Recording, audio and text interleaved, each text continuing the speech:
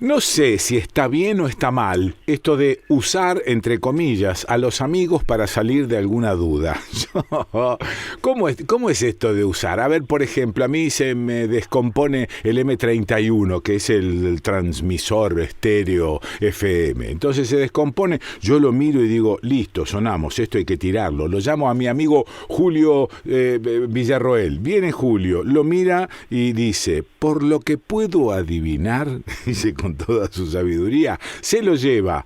Después al rato nomás me dice, bueno, mira, ya lo arreglé, no era nada. Uno se desespera y después encontrás un amigo que te dice no era nada. Esto es maravilloso.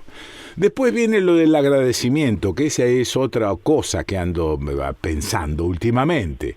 Entonces él arregla eso y yo le digo, gracias, Julio. Digo, al amigo se le dice gracias. Entonces voy y se le dice gracias a un señor, a un mozo, por ejemplo, que te trae un café, lo miras y le decís gracias. Pero a un amigo se le dice gracias, que a veces me da la sensación de que es como alejarlo al tipo, ¿no? Sí, te digo gracias y con eso te empato lo que hiciste, no te debo nada. No sé si está bien decirle gracias o a lo mejor sí está bien.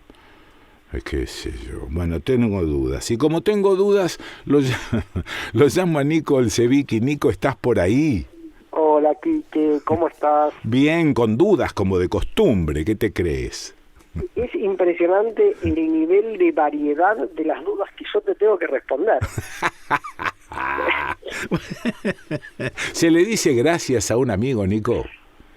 Un abrazo, ¿no? Sí, abrazo. Sí, un abrazo. Sí, pero la palabra gracias se le dice a un amigo, no lo alejás diciéndole gracias, cuando ya está absolutamente implícito que si somos amigos nos debemos el uno al otro.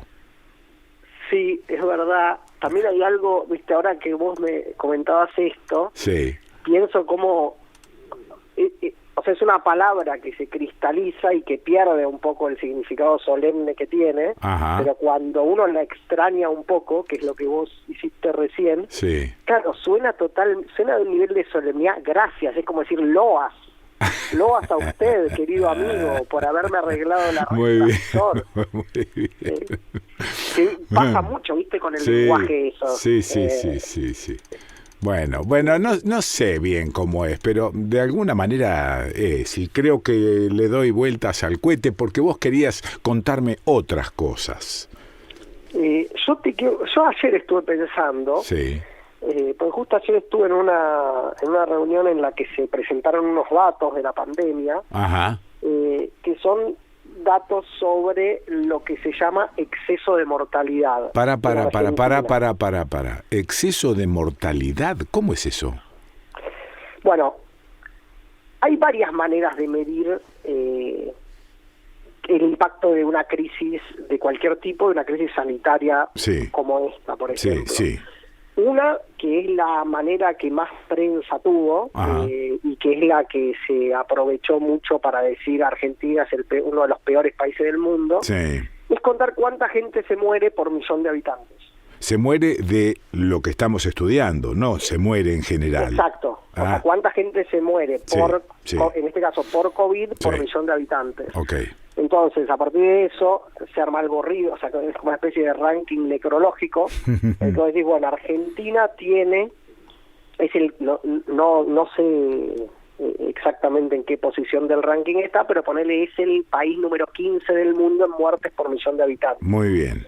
Y eso se usó muchísimo políticamente, ¿no? Ajá, claro. O sea, bueno, ahora hay otra manera de medir, que es una manera que tuvo mucha menos prensa, que es esta que te comento, del exceso de mortalidad. A ver, ¿cómo es? ¿Qué es el exceso de mortalidad? Vos agarrás los últimos 4 o 5 años prepandémicos, ponele 2015 a 2019, 2014 a 2019, y te fijás cuánta gente se murió. Tenés una tasa de mortalidad sin pandemia. Exacto, ponele que vos decís que en promedio entre 2015 y 2019 se murieron, vamos a poner números inverosímiles, pero para que se entienda bien, se murieron 100 personas. Muy bien. Al año, entre 2015 y 2019. Listo. Vos agarrás después 2020, que es el primer año pandémico, y te fijás cuántas personas se murieron. Muy bien. Y si te da 110, 10 murieron por la pandemia. Tenés un 10% de exceso de mortalidad. Ahí está. Viste que sea, las muertes por pandemia no son solamente las muertes por COVID. O sea, en muchos lugares te saturó el sistema de salud. Sí, claro. Entonces, muertes prevenibles no pudieron ser prevenidas porque no se accedió al tratamiento. Sí, pero de alguna manera fue el COVID el que produjo eso. Exacto. Sí. Exacto. Sí. O sea, entonces es como una unidad mucho más interesante para medir el impacto de la pandemia. Porque vos decís, bueno, si tuviste 50% de exceso de mortalidad, no es lo mismo que si tuviste 200% y no es lo mismo que si tuviste 10%. Sí, entiendo. Hasta ahí voy bien. Y eso además es muchísimo menos dependiente de otra cosa que es muy importante, que es cómo miden los países sus muertes COVID. Ajá. O sea, hay países que las midieron muy bien y que casi que su exceso de mortalidad coincide con las muertes que tienen contadas por COVID. Ah, sí, ok, sí. Y hay países que la midieron muy mal. Ajá. Entonces que tienen de repente un exceso de mortalidad del 300%, sí, y que tienen una cantidad de muertes COVID bajísima, con una cantidad de muertes COVID contada. Sí. ¿Y eso es por qué? Porque hay un error en el conteo, concretamente. Claro, sí, o sea, es difícil estar preparado en una pandemia para contar las muertes, pero fíjate que eso te condiciona muchísimo en cómo interpretás que les fue a los países en la pandemia. Ponele, vos agarrás India, no puedes decir, no les fue tan mal. Ajá. Tiene pocas muertes por millón, tiene pocas muertes por millón. Sí. Claro, agarrás el exceso de mortalidad y tiene 500% más muertes que las declaradas. Ahí está. Sí. Digamos que el exceso de mortalidad es una manera más rigurosa de medir la mortalidad. Yo creo que es una manera en la que vos no dependés tanto de cómo se tomen los datos. Claro, dice, se hizo bien o se hizo mal, claro. O sea, si vos tenés un 80% más de muertes en 2020 que en el promedio de 2015 a 2019, que hay oscilaciones, pero más o menos están en la misma... Sí. Y esas muertes son atribuibles a la pandemia, si querés, no a COVID solo, o sea, no es que se murieron de COVID, pero son atribuibles a la pandemia. Lo que llamarías efectos colaterales de la pandemia. Claro. O sea, es el efecto de la crisis. Claro, Y digo, a mí me parece que hay algo interesante para discutir, o sea, que es lo que me parece que podemos charlar un poquito, que es esta idea, ¿no?, de dato, o sea, hay como una frase instalada, dato mata relato, dato no opinión, o sea, como si el dato fuera algo neutral, absolutamente objetivo e incuestionable e indiscutible. Pero claro, por eso yo te iba a decir que si bien políticamente es manejable el conteo, también es manejable la cifra que sacás de promedio de esos años para el exceso de mortalidad. Todo es manejable. Sí, pero más o menos. Más o menos, sí. Yo creo que depende mucho de los regímenes políticos. Creo que en las democracias esa manipulación se vuelve muy difícil porque entran muchos actores a jugar. Ajá. Entonces es difícil que te manipulen el dato 2015-2019 de mortalidad, que está público, que se publica todos los años. Sí. Es muy difícil que eso se manipule. Sí, yo desconfío, ¿viste? Porque vivo acá, porque sé cómo se maneja la política, porque sé cómo se maneja el periodismo. Entonces yo, en principio, desconfío. Por más que vos me digas que el tema del exceso de mortalidad es más difícil de manipular. Ahí te creo, pero no es imposible. No es imposible. Lo que pasa es que, bueno, es como todo en el manejo de datos. Pasa por la gracia del armado, en el buen sentido de la palabra, de datos y de la publicación científica de datos, es que pase por muchas manos. Claro. Y que si hay algún tongo, alguien de esas manos y de esas cabezas se dé cuenta. Lo deschaba. Ahora salió un estudio en en The Lancet sobre exceso de mortalidad. Ajá. Para que salga ese estudio pasa por muchísimas manos, por muchísimas cabezas. Si hay manipulación de datos, sí. Bueno, además justo este estudio ni siquiera es un estudio hecho por nadie por ningún ministerio de salud, o sea, es un análisis macro de exceso de mortalidad en el mundo.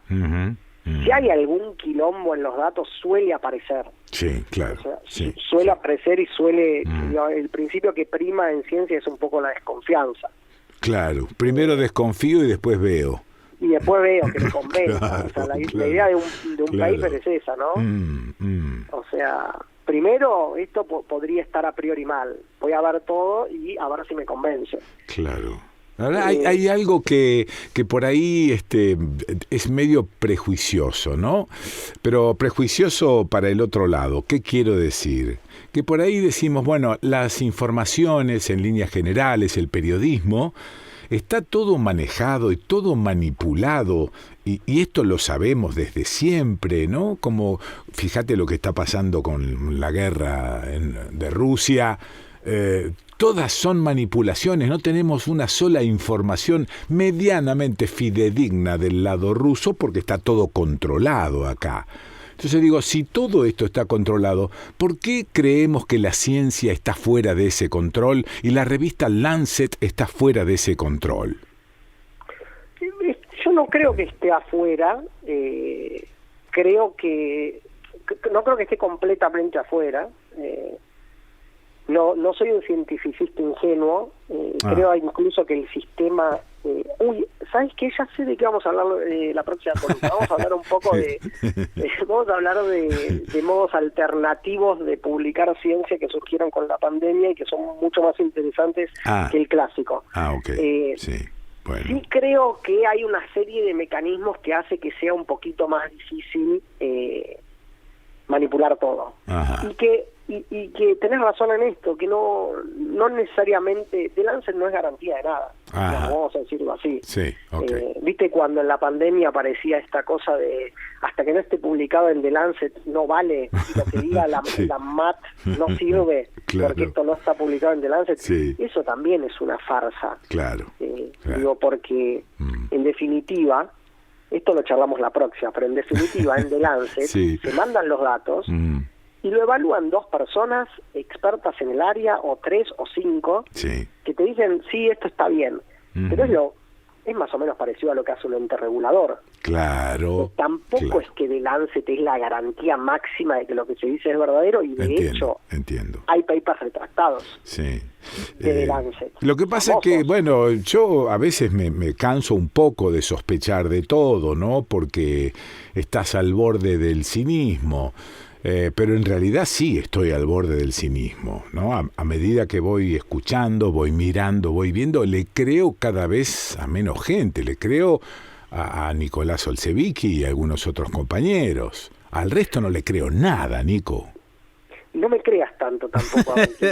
¿Yo sabés lo que hago? Yo digo mi táctica. Sí. Yo en general miro algo cuando es interesante, y si es polémico, voy a buscar qué piensa la gente que más sabe de eso. Sí, ok. Sí. Pero muchos. O sea, no es que agarro a uno y le creo a ese. Claro. Trato de leer a 3, 4, 5 personas que están opinando. Ponerle que salió un paper sobre exceso de mortalidad. Ajá. Entonces voy a tratar de leer a 3 o 4 o 5 expertos en epidemiología que analicen ese paper, cosa que ahora no es tan difícil, porque de esto charlamos la próxima, pero se está haciendo un referato en vivo de todos los papers más allá de las revistas, en las redes sociales, en otras plataformas. Y a partir de ahí construyo mi opinión, porque también obviamente uno no es experto en todo, es más, yo diría, uno no es experto en nada. Alguna confianza en el consenso de los especialistas hay que tener. Y sí, porque si no, en realidad caes en esto que te decía yo recién, no crees en nada y en nadie directamente. Que hay motivos para no creer en nada y en nadie, ¿eh? Lo que pasa que, sí, es el problema del escepticismo extremo, claro. El escepticismo pirrónico. El escepticismo que el gran problema de eso es que te lleva a la parálisis. Clarito, sí. A una parálisis intelectual. Sí. Si vos dejás de creer en todo y te refugiás en, digamos, una cosa medio cartesiana, solo creo en mi propia existencia, en mis propios pensamientos, después acordémonos que Descartes reconstruye todo el conocimiento, claro, ¿no? Pero claro. Antes de eso, o sea, el solicismo ese de solo creo en yo y en lo que yo pienso, te lleva a la nada. Sí, claro, pero simultáneamente podés tener dos ideas opuestas presentes en el espíritu, como decía Scott Fitzgerald, y no dejar de funcionar por ello. Por ejemplo, saber que una causa o ideal es imposible de lograr y a pesar de ello esforzarse por llegar a conseguirlo. Totalmente. Claro. Totalmente. Claro. De hecho, creo que un poco el pensamiento funciona así, ¿no? O sea, sí. Uno tiene dos ideas en la cabeza, trata de decidir entre esas dos ideas cuál es más correcta. A veces lo logra y a veces no. A veces no. Bueno, ¿te quedaste con algo relativo a exceso de mortalidad? Porque te fui llevando por otros caminos. Es que eso es lo que me encanta de estas columnas, que me obligás a pensar mucho. No, a mí también. No, de hecho lo quería usar como excusa para esto. Para discutir la idea de que hay datos, digamos, la idea de que vos con un dato podés matar un relato. O sea, el relato está es intrínseco al pensamiento. Claro, de todo hacemos relatos. Seguro. No hay dato que sea puro, no hay. Sí, ahí aparece la subjetividad del que relata mezclado con el dato. Y es inevitable. Inevitable, claro. Y si construimos una imagen de la ciencia cándida, naif, en la que la ciencia es absolutamente objetiva, que lo único que hacemos es matamos a la ciencia, matamos al pensamiento, convencemos a la gente de que la ciencia funciona de una manera en que no funciona, porque después lo que te pasa es que la ciencia, tenés dos científicos opinando algo diferente, y como vos le vendiste a la gente que la ciencia es lo puro, es lo objetivo, te dicen, pero mira, la ciencia es una mierda, al final es lo mismo que una discusión de café con amigos. Seguro. Bueno, por eso es mejor sembrar la duda razonable. Una duda razonable que te conduzca al pensamiento y que no te lo paralice. Te mando abrazo grande y me gusta mucho charlar contigo. Así que no sé si decirte gracias, ¿no? Un abrazo, nos mandamos un abrazo telefónico. Bueno, abrazo, Nico, gracias. Chao. Chao. Bueno, lo escuchaste a Nicolás Olsevicki. ¿Dónde? Y aquí en el Desconcierto.